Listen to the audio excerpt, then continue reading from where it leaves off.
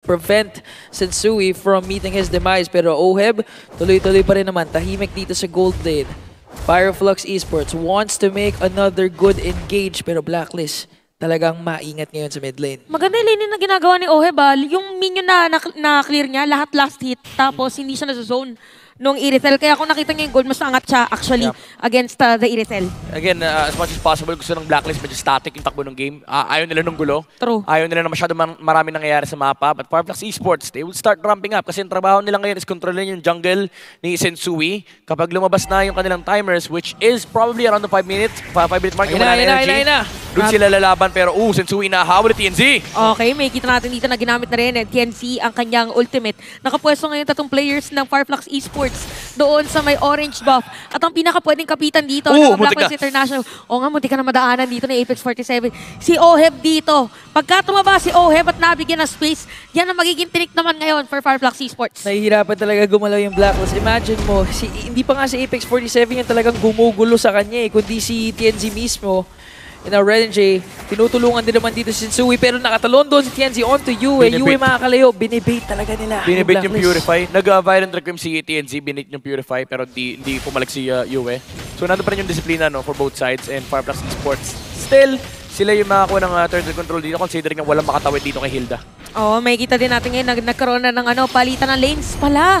So lapo-lapo na yung nasa may bottom lane, Irithel sa may top lane. Pero minsan yung mga biglaang switch ng lane, medyo delikado yan sa marksman Yeah, yan yung turtle lane swap kapag nasa opposite side ng map and hindi naman advantage yung lane para sa'yo. Mas maganda na magpalit na lang kayo para at least if ever man kailanganin ng Fireflux yung lapo-lapo sa turtle, nandun siya malapit sa turtle pit. So very classic lane swap lang for Fireflux Esports.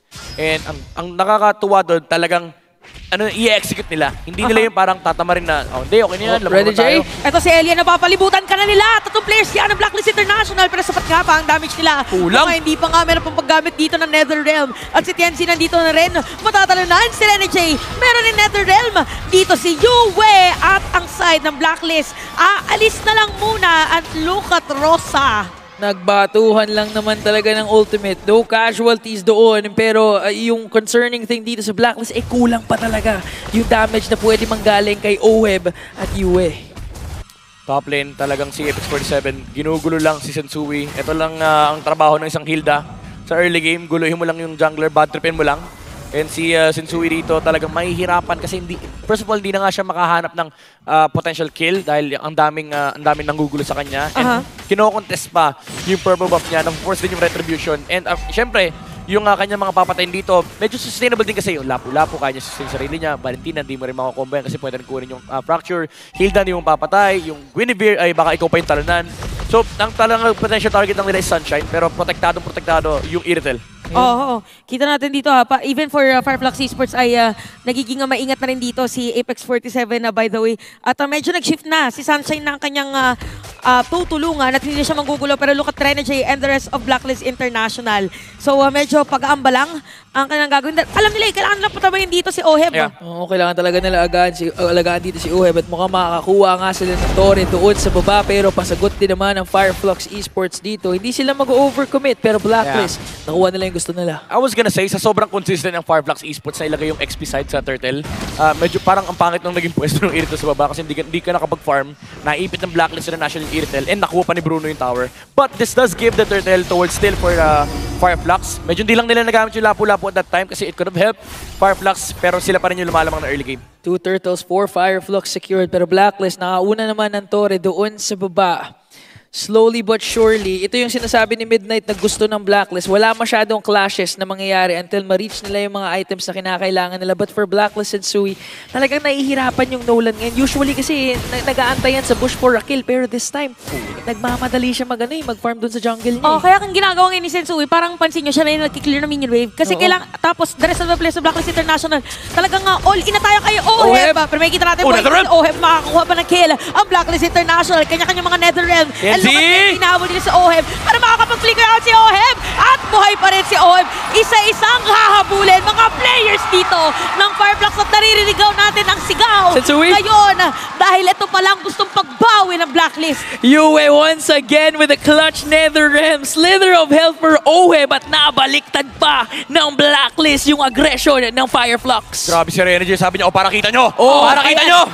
Para kita nyo yung TP, sigurado, nasa likod ng Tier 2 tower. And sunod-sunod yan, meron kasing Bruno, ang Blacklist International. Nandito naman si Alien to defend, pero basag na yung Tier 2 tower sa may top lane. And sabi ni Oheb dito, hindi lang ang Filipino sniper. Ito na ang Filipino soccer player. Oh, hindi man uso masyado ang football, ang soccer.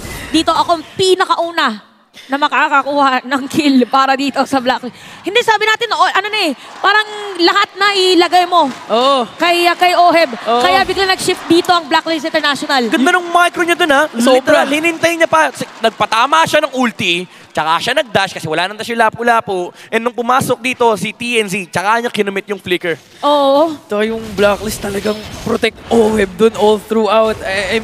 Yung maganda na nga yung point na nakatakas si Oheb, pero the fact na nakapag-dish out pa siya ng damage, ibig sabihin, bodies ng Blacklist nasa harap niya, ready to defend, and now the Lord has respawned. Blacklist in a good position to get this first Lord. By the way, just saying, basag yung mga lane sa top lane. So, Oo nga, nangat-ngat. and slow pushing yan. So, alam niyo na, you know the drill. Nakapag-training dito si Oheb sa may top lane. Napakaraming mga bola kanya nasipa doon. At eto na, nakakatakot. Eto na, narinig lang ng Fireflux Esports yung conceal. Napalayo sila, ganun kalaki ang effect na rin. TNC. Dahil doon sa ginawang play ng Blacklist International kanina sa may top lane. So magkakapakiramdaman dito sa may Lord side. Tignan natin kung anong gagawin. Nagpapakita ngayon ng masterclass ang Blacklist when it comes to Lord dances. The difference, however, is hindi naka-utility jungle ng Blacklist International. So this Lord fight is harder. And yung explainer nila hindi rin naman pwede dumikit sa Lord. So kahit ano mangyari, makukuha pa rin ng Fireflux Esports yung control dito sa Lord area. Pero Rene J, Okay. flicker play dito kay Rosa, hindi niya naabot yung Valentina. Nakuha na ngayon habang nangyari pala yung TNC! yung my Lord Objective. Kagamitan ulit ng mga Netherrealm pero napakaganda na nakap dito para kay Renny J. Habang si Alien, hinahabol dito mga players ng Apex! Blacklist. Look at Apex, hinahabol din si Oheb. Edward may buhay pa rin pero tatamaan dito ni Alien. And for that, 2 players down for Blacklist. Nahirapan makakuha ng trade doon yung Blacklist. Nice effort though from from Edward with the Abyssum Strike. It was just that may retry yung Fireflux. At nung time na yon talaga namang sumugod yung Fireflux at hindi na sila nagdalawang isip to go for Oheb and Edward. Ito yung sinasabi natin, walang normal na frontliner dito ang Blacklist International. Even the Cho, ginagamit nila as an engaged hero. Kaya naman yung Lord Dance na yun, even though na-meet yung condition dito for Blacklist International, wala kasing hahatak ng Lord. And kinuha lang ng Fireflux Esports pabalik yung control ng Lord. And si TNZ, kanina pa niya hinahantik si Sensui. So, nakikita nga natin sobrang successful yung mga pagtalon dito ni TNZ. Freely siya nakakagalaw at nagagawa yung kanyang mga gusto. And Blacklist International burst capabilities, kaya pa naman nila i-clear. We can expect no inhibitor turrets will be taken down. Pero kung hindi na naman sila makakakontest sa ikalawang Lord, mahihirapan sila depensahan ng Fireflux. Sobrang commendable din actually ni Sunshine. No? Medyo relax lang yung paglalaro niya ng Irten. Alam niya, ang trabaho ko dito sa game na to, pag sinabi ng mga kampi ko, tulak tayo. Kapag hindi ko kailangan maging aggressive, hindi ako papakita sa mapa kasi hinahunting din naman siya ni Sensui. Hinihintay ng Fireflux actually na makita ni TNZ, yung Nolan. Kasi kapag kita nila yung Blacklist International, kapag check nila yung heroes ng Blacklist, doon talaga nagsisimula yung agawan ng control sa mga team fight. And mostly, Fireflux Esports yung lamang doon kasi nga meron silang mga utility heroes. And even nung game number 1, si Sunshine, nung naka-Beatrix siya, most of the clashes, hindi nga siya sumasama, nag-push lang siya, nagtatrabaho siya. It was really Rosa's Lilia who was dealing damage sa Blacklist nung time na yun. Kaya sobrang laki ng agwat ng damage dealt ni Rosa for Fireflux Esports. Pero ngayon, Blacklist International, tahimik. Nag-conceal Almost, Renny J nanguna. Naramdaman. So kailangan nilang umalis saglit. At para sa dito ng Fireflux Esports, hindi din sila nag-retaliate. Pero magkakasalubungan yata dito sa may orange buff. Si TNZ ang nandirito. Pero take note na nandito rin si Renny J for Blacklist International. Ginamit na doon yung pangsilip at na-reveal kung nasaan ang Guinevere. Yeah. Ang hirap din ito actually mag-engage for Blacklist, no? Kahit yung Guinevere, may hirapan sila kasi may salba din naman manggagaling mula kay Rosa. And of course, kapag na-control din yung heroes ng Blacklist, let's say Materify, nakakalabas din kasi yung Guinevere with the spatial migration. So it really has to come down dun sa initiation ng Blacklist International. Probably, kanina, nakita nila yung magandang target. Si Rosa sa mid lane, unfortunately, nag-miss yung flicker play ni Rena J. But Blacklist, kailangan talaga nila humanap ng creative angles para lang mahuli Valentina. Nanakaw na naman yung Netherrealm. So this is another layer of problem that they have to deal with. Yung additional layer of HP Ay, naku, for Delix, Fireflux Delix, Esports. Delix, Delix. Sensui. May fracture naman. Okay, makakatakas pa rin. Tumalon na, by the way. Alam din ni TNC, sabi niyan, hindi ko tatanong na to. Delix, Baka mag-ulti Delix. agad eh. Delix, if ever na pumasok, pero look at the damage dito Rene para J, kay Sensui against Rene J! Pero si Bayo pala, sa bait! Bait lang pala yun kasi sabi nila merong Lord. Kaya naman dito ang Blacklist International lalaban pa rin. Walang jungler dito ng Fireflux Esports. May hila pa nga. Pero kita nyo yung damage dito ni Sunshine. Masakit-sakit din. Bumabalik na nga yung Hitman na kilala natin. Hinabol niya with a conceal to bring down TNZ with the Way of the Dragon. Kaya naman Blacklist International, kayang-kaya na nila kunin tong Lord na to. Sure na to. Sobrang nakakabaliw kasi kakasabi lang natin, creative angle, kailangan nila hanapin yung Guinevere. Ang problema mo may special migration. Nung kinumit na lahat, sabi na Rena J, okay boss, all clear. Oh, eto all in na rin dito sa may bandang Lord. Apex 47 ay makakakuha ng kill. Si Oheb ang mapatay nila doon pero patay din. Si Apex pero na-reset. Na-reset yung Lord. Sensui! At si Renege, Sensui is down as well. Oh my Habang si goodness. Alien, hinahabol dito si Renege. Kailangan mong tumakbo! At buhay pa rin. Panis! Buhay pa rin si Renege. Baka Rene J to. Tiniktok! Nag-wow!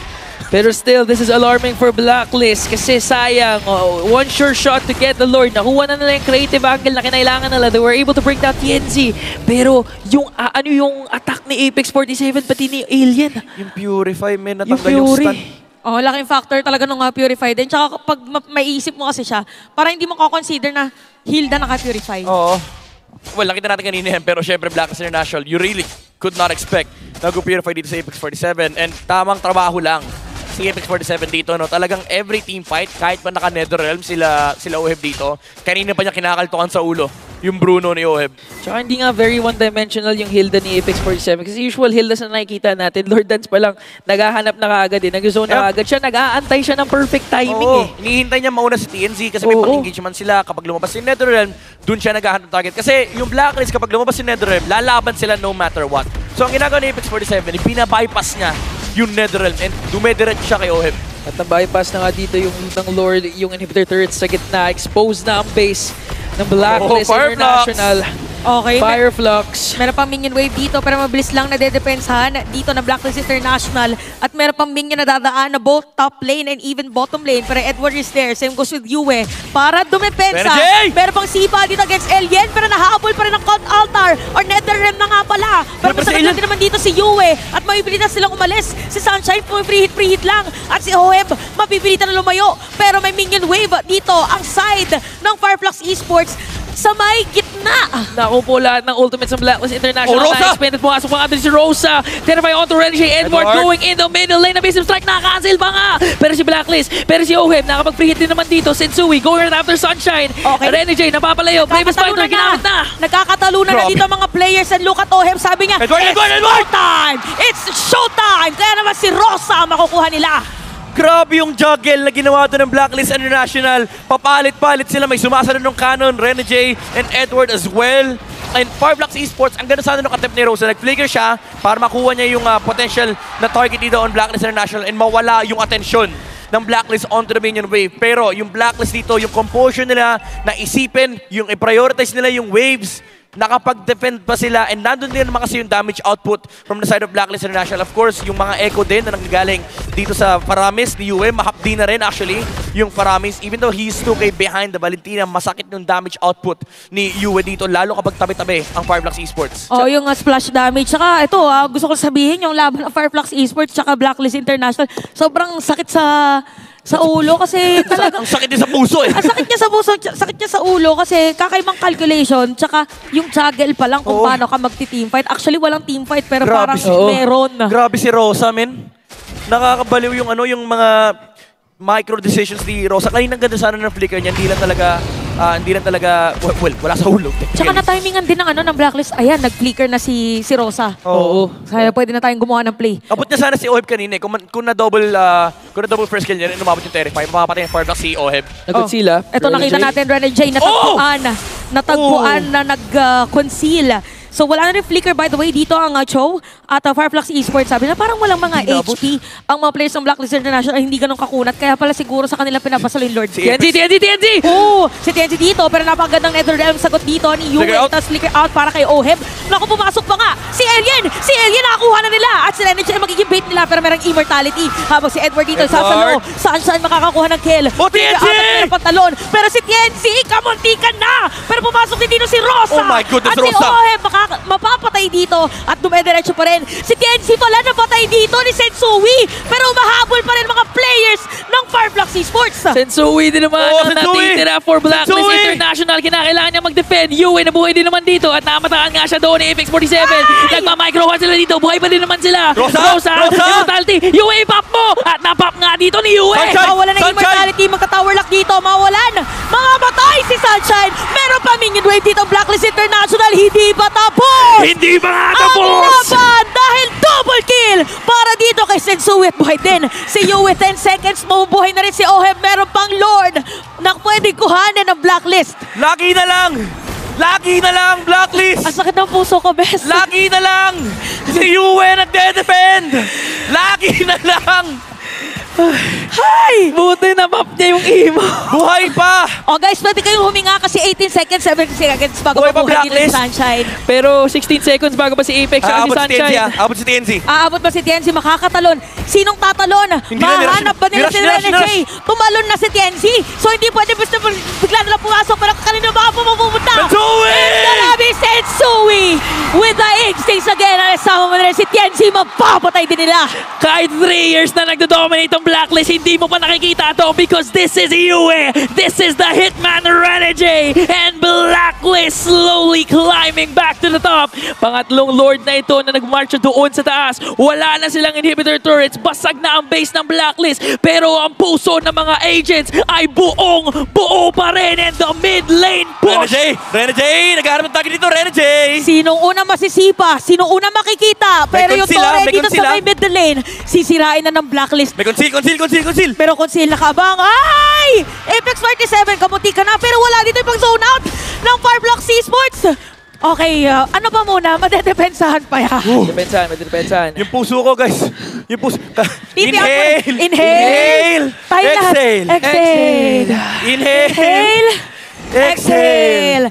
At dahil dyan, walang bahid ng kahit anong bawas sa HP ng Lord. Ang init. Ng Blacklist. Ang init! At kita natin ngayon na lamang pa rin pagdating sa gold. This might be the last Jay. push. Isang Lord lang pala yata ang kailangan ng Blacklist. Lord kumakatok na nga doon at binuksan na ang buto TNC. sa taas. TNC nakapasok.